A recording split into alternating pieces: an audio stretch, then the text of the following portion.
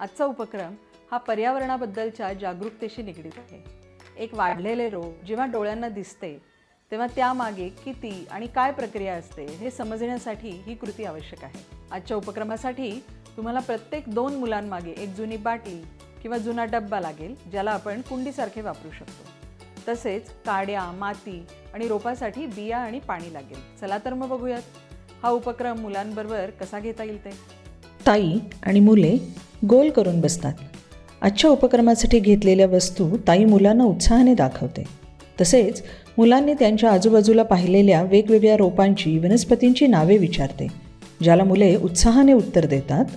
गुलाब, मिरची, तुळस आणि टमॅटो इत्यादी.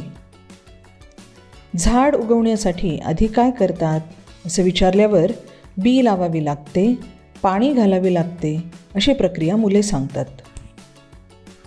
मग ताई सर्वांना बाटल्या, ग्लास देते आणि त्यामध्ये माती भरायला सांगते. तसेच बी लावायला सांगते, त्यावर परत माती घालायला सांगते. हे करताना मुलांना फार मजा येते. छान होता ना उपक्रम अधिक मनोरंजक बनवण्यासाठी मुलांना आवश्यकतेनुसार रोपाला रोज पाणी देण्यास आणि रोपांची काळजी घेण्यासही तुम्ही सांगू शकता. तुम्ही त्यांना त्यांची भांडी सजवण्यासाठी सुद्धा सांगू शकता. पुन्हा भेटू एका नवीन उपक्रमासह एका नवीन व्हिडिओमध्ये. धन्यवाद.